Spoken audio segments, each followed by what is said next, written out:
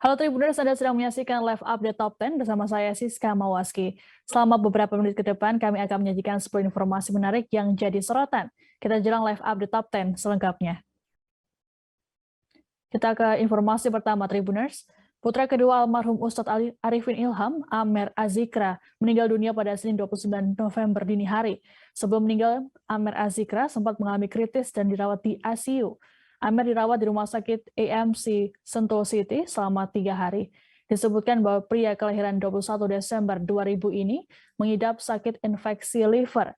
Menurut pengurus Pondok Pesantren Azikra, Gunung Sindur, Kabupaten Bogor, Jawa Barat, Ustadz Abdul Syukur, mengatakan kondisi kesehatan Amer menurun dalam seminggu terakhir. Sebelum meninggal, Amer mengalami gagal nafas dan komplikasi paru-paru. Jenazah Amer kemudian dimakamkan di samping makam sang ayah di pesantren dan Masjid Azikra, kawasan Gunung Sindur, Kabupaten Bogor pada Senin pagi.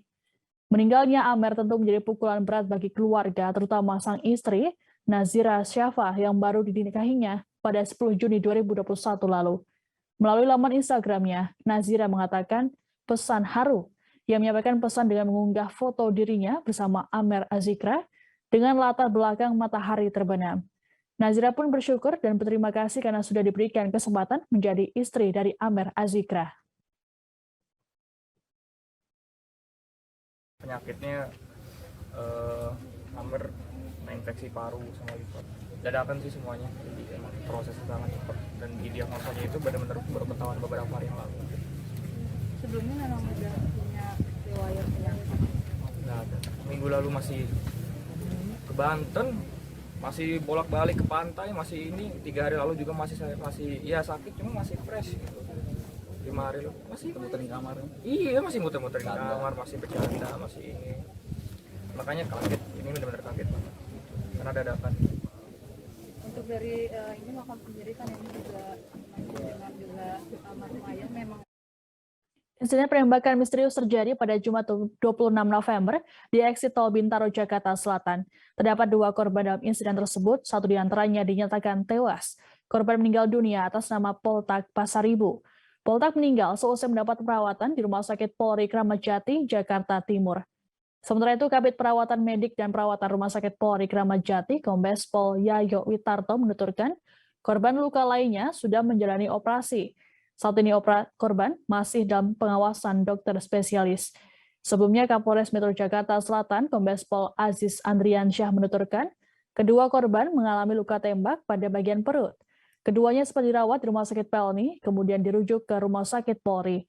Menurut Aziz, peristiwa naas itu sempat terekam dalam kamera pengawas atau CCTV di sekitar lokasi kejadian. Polisi sudah mengantongi identitas kendaraan yang dipakai pelaku dan mengamankan CCTV. Meski begitu, Aziz tidak menjelaskan lebih rinci terkait rekaman CCTV dan juga identitas pelaku. Jadi saat ini masih dirawat 1 orang ya. Kemarin sudah dilakukan perawatan oleh dokter spesialis bedah digestif ya. Saat ini menjalani perawatan intensif di Rumah Sakit Polri. Masih terus diobservasi ketat untuk perawatannya. Cukup ya? Apakah lukanya dok? Kenapa? Di bagian apa untuk luka tembaknya? Mohon maaf untuk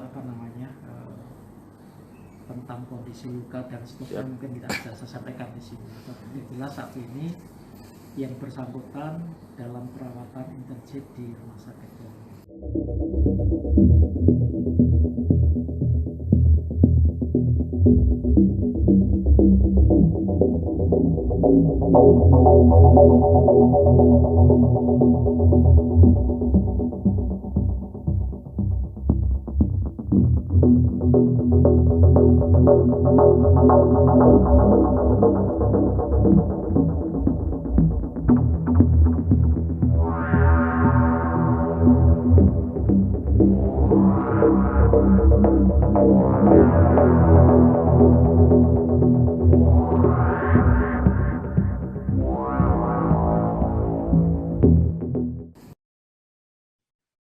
Meninggalnya korban Poltak Pasar Ibu membuat pihak keluarga, terutama sang istri Lasti Silitonga, merasa geram. Lasti tampak lemas ketika menunggu jasad suaminya di Rumah Sakit Polri Kramat Jati sehingga harus ditenangkan kerabatnya.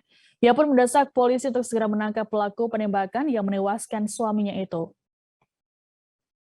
Awal kabarnya dari pihak rumah sakit Pelni bahwa suami saya sudah berada di sana dengan yang itu tadi yang kena tembakan itu. Luka tembak. Saya ke sana, suami saya sudah dirawat. 2 menit. Dan setelah dari sana baru dibawa ke RS Polri ini, Bu, ya? Iya, dari sana dirawat dulu. Setelah sudah ada ketahuan aktivitasnya, baru ada pihak Pelni dirujuk ke Polri ini. Dari Pelni sampai rumah sakit Polri ini, Bu, apakah Bapak dulu sempat sadar atau bagaimana, Bu? Sadar tapi lemah. Berarti belum bisa bicara apa-apa Iya, seperti itu. bicara bisa pelan tapi. Nah, ini kan harapan Ibu nih agar pelakunya harus dapat, Bu, ya. Iya, Dan itu yang Ibu minta kepada pihak kepolisian, Bu, ya. iya, kepolisian. Itu sampai tuntas Harus ketemu, Bu, ya. Iya. Dan untuk mungkin ada pesan juga mungkin untuk teman-teman dari Bapak atau bagaimana? Kesannya itu aja. Itu aja, Bu, ya. Sama permintaan saya sebagai istri, kita tolong dicari itu pelakunya sampai dapat. Baik, Bu. Sekali lagi kami turut berduka, Bu, ya. Ya, sahabat WK dan sahabat Tribun Network. Panglima TNI Jenderal Andika Perkasa buka suara soal bentrokan yang melibatkan anggota Kopassus dan Brimob di Timika, Papua pada Sabtu 27 November lalu. Dalam keterangannya pada Senin 29 November, Andika mengatakan bahwa pihaknya akan memproses seluruh oknum anggota TNI yang terlibat bentrokan tersebut. Diketahui prajurit Kopassus yang terlibat tergabung dalam Satgas Nanggala, sedangkan personel Brimob Polri tergabung dalam Satgas Amole.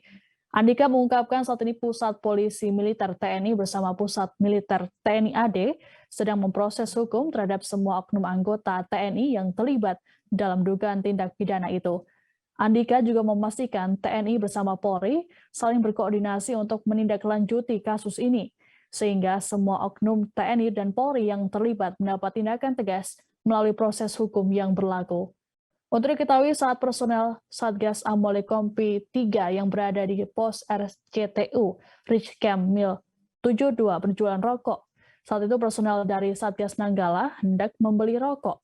Lantaran tak terima dengan harga rokok yang diduga terlalu mahal, sejumlah anggota Satgas Nanggala mengeroyok anggota Satgas Amole. Personel yang ada di lokasi lantas melakukan perlawanan untuk menyelamatkan rekan mereka yang terluka. Kelima anggota yang menjadi korban yakni Bribka Risma, Bribka Ramazana, Bribtu Edi, Baraka Heru Baratu Munawir, dan Baratu Julianda. Akibat bentrokan tersebut, 5 anggota polisi dari Satgas Amole terluka dan langsung mendapatkan perawatan medis.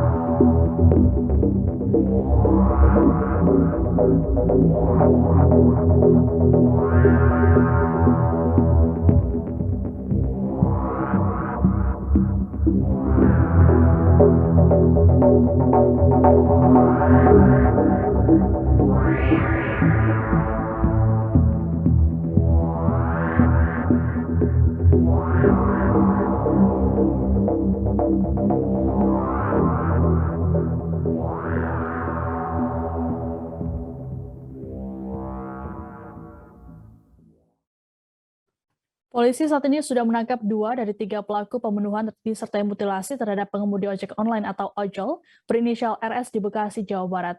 Para pelaku yakni MAP, FM, dan RN merupakan teman dekat korban. Aksi sadis ini dipicu rasa sakit hati dan dendam pelaku terhadap korban yang disebut telah mencabuli istri pelaku dan melakukan penghinaan. Dalam pengakuannya, para pelaku mengatakan bahwa mereka membuat korban tertidur dengan narkoba. Setelah korban tertidur, barulah mereka menghabisi RS dengan menggunakan golok dan dimutilasi menjadi 10 bagian. Sementara itu, paman RS, Zarul Aulia, menuturkan, sebelum kejadian korban sempat menginap selama seminggu di rumah seorang tersangka. Diungkapkan Zarul, dirinya tak menyangka bahwa teman dekat korban tega melakukan tindakan keji tersebut. Oleh sebab itu, pihak keluarga meminta agar aparat penegak hukum memberikan ganjaran seberat-beratnya. Zarul mengungkapkan dari 2 tersangka yang berhasil diamankan, hanya 1 orang dekat saja yang diketahui menjadi teman dekat almarhum. Adapun saat ini 2 tersangka yang telah ditangkap sudah ditahan di Polda Metro Jaya. Mereka dijerat pasal 340 atau pasal 338 KUHP. Berdasarkan informasi terbaru, pelaku RN yang membantu kedua pelaku sudah ditangkap. RN ditangkap di kediamannya di Tambun, Bekasi, Jawa Barat pada Senin 29 November. Ingin memberikan informasi pada rekan-rekan sekalian bahwa hari Sabtu kemarin kami artinya Rumah Sakit Bayangkara Pusat dan Rumah Sakit Bayangkara Jakarta Raden Saya Sukanto menerima jenazah kiriman dari Polres Bekasi Kabupaten, di mana jenazah tersebut berupa potongan tubuh.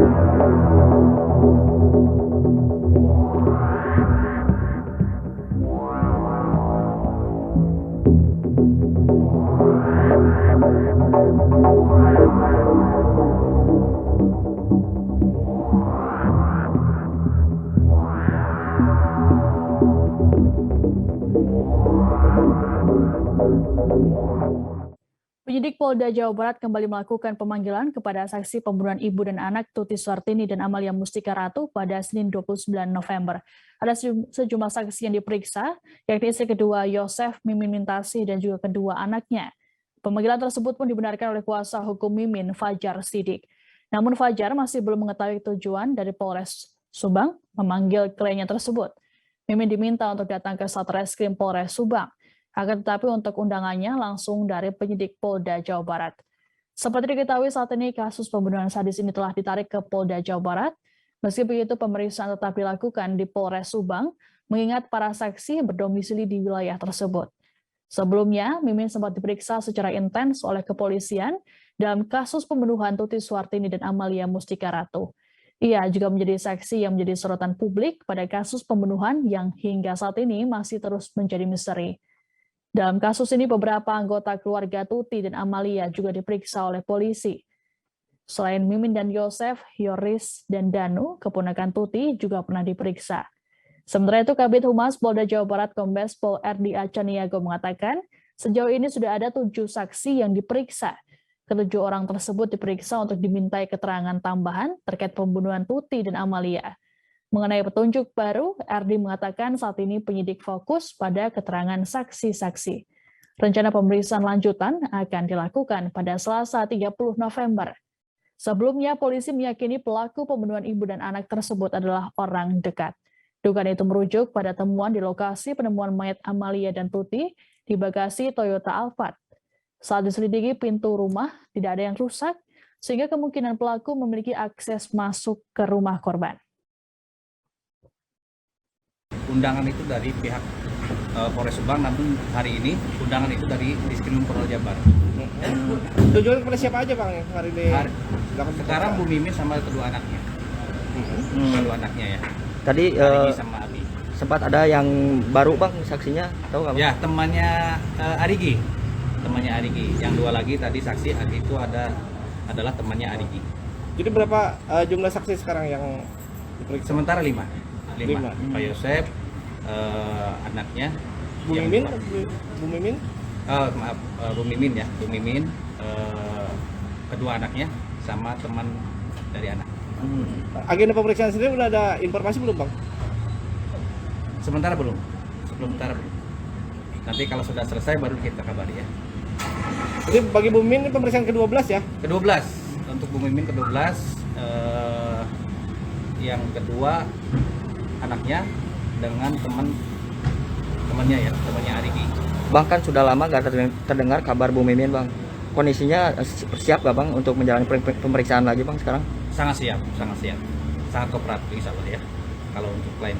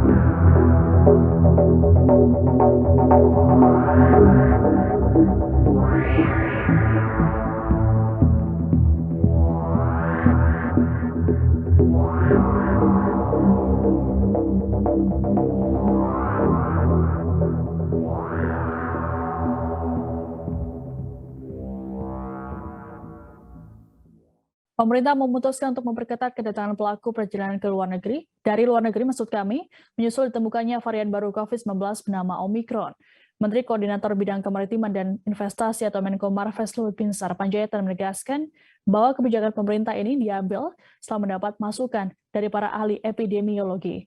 Sejauh ini sudah ada 13 negara yang telah mengkonfirmasi adanya varian yang telah ditetapkan oleh Badan Kesehatan Dunia atau WHO sebagai varian of concern ini. Melihat distribusi negara-negara tersebut, Luhut menyebut tidak menutup kemungkinan bahwa varian ini sudah menyebar ke lebih banyak negara lagi. Terkait hal tersebut, pemerintah memutuskan untuk melakukan pelarangan masuk bagi WNA yang memiliki riwayat perjalanan selama 14 hari terakhir ke 11 negara. Ke-11 negara itu yaitu Afrika Selatan, Botswana, Namibia, Zimbabwe, Lesotho, Mozambik, Eswatini, Malawi, Angola, Zambia, dan Hong Kong.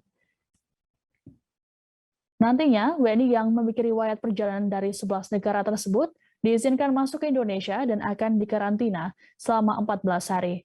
Sedangkan bagi WNI dan warga negara asing yang datang dari negara-negara selain yang masuk di dalam daftar tersebut akan dikarantina selama 7 hari. Aturan tersebut akan diberlakukan mulai Senin 29 November. Selain pengetatan pintu masuk, pemerintah melalui Kementerian Kesehatan juga akan meningkatkan pelaksanaan genome sequencing, terutama untuk kasus-kasus positif dengan riwayat perjalanan dari luar negeri. Luhut menegaskan kebijakan pemerintah ini diambil setelah mendapat masukan dari para ahli yang dari waktu ke waktu menjadi mitra pemerintah dalam membuat keputusan terkait penanganan COVID-19 di tanah air. Nah, mencermati mutasi tersebut pada tanggal 26 November 2021, WHO telah meningkatkan status varian baru tersebut menjadi varian of concern dan memberikan nama varian baru tersebut sebagai varian Omicron B11529. Saya ulangi, B11529. Sampai dengan hari ini, ada 13 negara sudah mengumumkan bahwa mereka sudah mendeteksi confirmed dan probable cases varian Omicron ini di negara mereka, dimulai dari Afrika Selatan dan Botswana. Varian Omicron ini sudah ditemukan diantaranya di Jerman, Belgia, Inggris, Israel, Australia, dan Hong Kong. Melihat distribusi negara-negara tersebut, kita tidak bisa mengesampingkan kemungkinan bahwa varian Omicron ini sudah menyebar ke lebih banyak negara lagi. Nah, untuk menyikapi perkembangan tersebut, pada hari ini pemerintah mengumumkan kebijakan sebagai berikut. Pertama, pelarangan masuk untuk WNA yang memiliki riwayat perjalanan selama 14 hari terakhir ke negara-negara berikut: Afrika Selatan, Botswana, Namibia, Zimbabwe, Lesotho, Mozambik, Eswatini, Malawi, Angola, Zambia, dan Hong Kong. Kebijakan ini akan segera diberlakukan dalam waktu 1 kali 24 jam. Untuk WNI yang pulang ke Indonesia dan memiliki riwayat perjalanan dari negara-negara pada poin A, di atas akan dikarantina selama 14 hari. Pemerintah juga akan meningkatkan waktu karantina bagi WNA dan WNI yang dari luar negeri, di luar negara-negara yang masuk daftar pada poin A menjadi 7 hari, dari sebelumnya 3 hari. Saya ulangi, pemerintah juga akan meningkatkan waktu karantina bagi WNA dan WNI yang dari luar negeri, di luar negara-negara yang masuk pada daftar poin A menjadi 7 hari dari sebelumnya 3 hari. Kebijakan karantina pada poin B dan C di atas akan diberlakukan mulai 29 November 2021 pukul 00.01. List dari negara-negara tersebut bisa bertambah atau berkurang. Hingga kini Kabag Ops Ditlantas Polda Metro Jaya AKBP Darmawan Karoskali masih menjalani perawatan di Rumah Sakit Polri Kramat Jati. Darmawan dirawat intensif seusai menjadi korban pengeroyokan oleh massa demo Ormas di depan gedung DPR RI pada Kamis 25 November lalu. Menurut Kabid Perawatan Medik dan Perawatan Rumah Sakit Polri Kramat Jati, Kombes Pol Yayo Witarto, saat ini kondisi perwira menengah polisi itu berangsur membaik. Yayo mengatakan apabila kondisinya menunjukkan peningkatan yang signifikan, maka Darmawan dapat menjalani rawat jalan. Bagian kepala Darmawan yang terkena pukulan benda tumpul disebut sudah membaik seusai mendapat penanganan dari sejumlah dokter spesialis. Tak hanya kepala, juga bagian perut Darmawan yang membuatnya sempat mengalami gangguan saat buang air kecil. Kondisi terbaru Darmawan juga disampaikan oleh Dirlantas Polda Metro Jaya, Kombes Pol Sambodo Purnomo Yogo. Sebelumnya Sambodo menjelaskan bahwa korban mengalami luka hematoma di sekujur tubuh akibat hantaman benda tumpul. Pengeroyokan terhadap Darmawan terjadi saat massa berupaya merangsek masuk ke gedung DPR RI. Detik-detik peristiwa ini juga sempat terekam dalam video amatir yang beredar di media sosial. Polisi sudah menangkap dan menetapkan tersangka pada 16 orang anggota Ormas yang kedapatan membawa senjata tajam saat aksi demo. 1 orang diantaranya terlibat pengeroyokan terhadap Darmawan. Darmawan Karoskali itu bagaimana kondisinya sekarang, Pak? Jadi bisa saya sampaikan kondisi Pak AKP Darmawan setelah dilakukan serangkaian pemeriksaan oleh beberapa dokter spesialis dan setelah mendapatkan perawatan beberapa hari di Rumah Sakit Polri, saat ini kondisinya beliau membaik. Ya. Mungkin dalam beberapa hari lagi ya, kalau terus kondisinya baik, dia bisa rawat jalan. Untuk lukanya sekarang udah nggak ada yang serius, tapi kenapa? Di bagian kepalanya sudah mulai. Iya, sudah ada perbaikan, sudah mulai recovery, jadi komunikasi sudah baik, semuanya relatif baik. Mudah-mudahan kita doakan secepatnya beliau bisa kembali. Pak, kemarin disampaikan bahwa ada riwayat masalah buang air kecil. Apakah sekarang kondisi sudah membaik atau bagaimana? Oh iya, waktu awal masuk beliau kan ada keluhan di saat buang air kecilnya. Saat ini sudah baik, tidak ada masalah.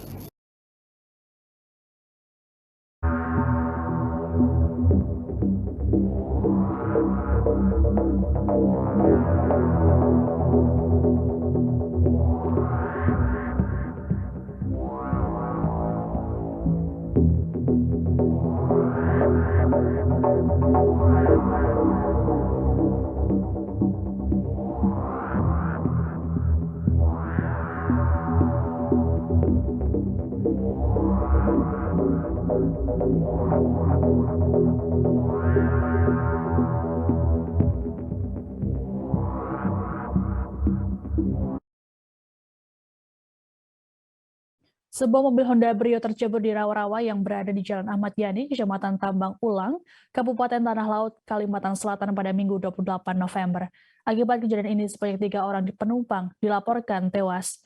Korban yakni Rit Shanah, berumur 53 tahun, pengemudi, Muhammad Danish Kenzi Adiatna berusia 4 tahun, dan Aida Dwi Cahyani berusia 38 tahun. Para korban tak sempat menyelamatkan diri karena terjebak air yang masuk ke dalam kabin. Kasat Lantas Polres Tanah Laut AKP Taufik Kurahman memastikan bahwa mobil tersebut mengalami kecelakaan tunggal. Saat proses evakuasi, mobil dalam kondisi terbalik. Taufik menjelaskan mobil tenggelam dalam rawa sedalam 2 meter.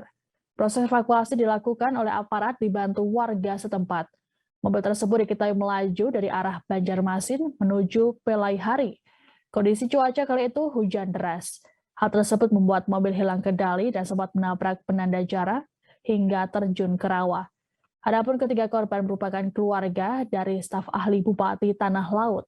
Ketiga korban kini sudah berada di rumah duka dan dimakamkan oleh pihak keluarga.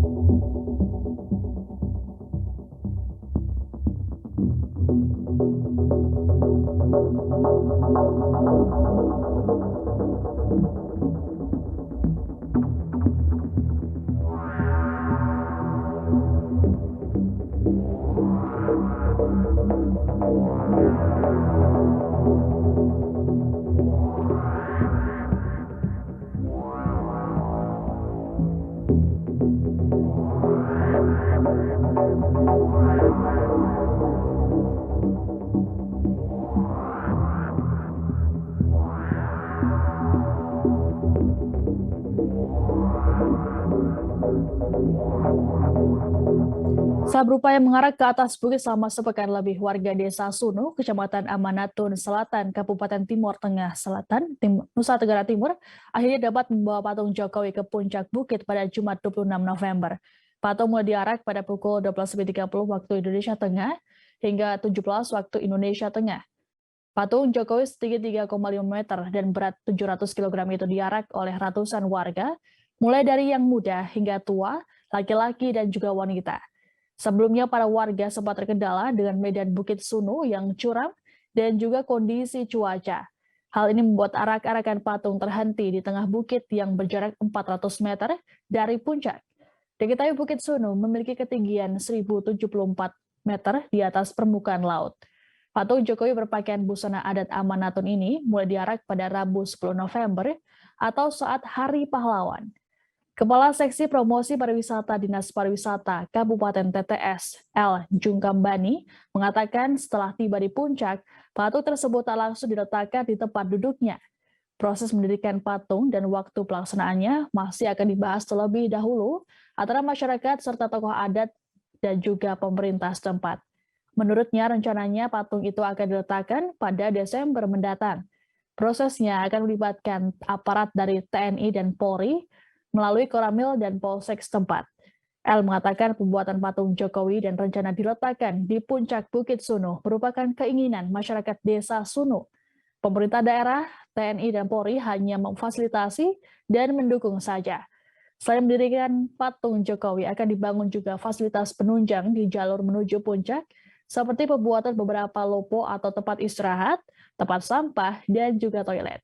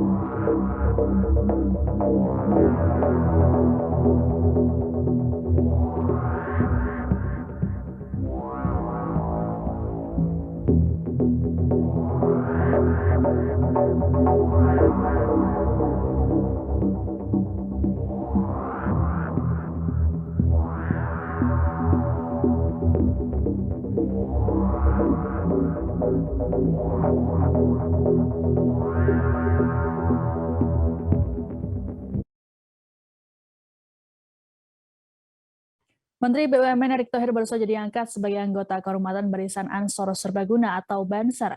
Sebelum menjalani pemberhentian sebagai anggota Banser, Erick Thohir bahkan sempat mengikuti rangkaian kegiatan pendidikan dan pelatihan dasar atau Diklatsar di Sekolah Citra Alam Jagakarsa, Jakarta Selatan. Momen ini diketahui dari unggahannya di akun Instagram resminya pada Minggu 28 November. Dalam video yang diunggahnya, tampak Erick Thohir berjalan jongkok seperti peserta Diklatsar yang lain. Tidak hanya itu, Erick bahkan sampai merayap di bawah rintangan hingga meneriakan yel-yel. Dalam anugerahnya tersebut, Erick dilantik oleh Kepala Satuan Koordinasi Nasional atau Kasat Kornas Barisan Ansor Serbaguna, Hasan Basri Sagala. Hasan menambahkan, ikutnya Erick dalam kegiatan JP Ansor ini bukan ingin mencari pamor, melainkan kesungguhan untuk menjadi kader Ahlu Sunnah wal Jamaah. Dalam acara tersebut juga dihadiri oleh Wasekjen GP Ansor Bidang Ekonomi, Adin Juharudin, Ketua PW GP Ansor DKI Jakarta, Saiful Rahmat Dasuki, dan Kasat Korwil DKI Jakarta, Abdul Mufid. Diketahui peserta kegiatan pembaretan dilaksanakan sebanyak 90 orang peserta yang ada di Provinsi DKI Jakarta. Sementara itu, terkait penghargaan ini, Erick Thohir menyampaikan rasa hormat dan terima kasih kepada seluruh keluarga besar NU, khususnya Ansor dan Banser, karena telah memberikan kesempatan kepada dirinya bergabung menjadi keluarga besar Nahdliyin. Erick menuturkan dirinya kerap berdiskusi dengan keluarga besar Banser dalam rangka meningkatkan dan menjaga NKRI.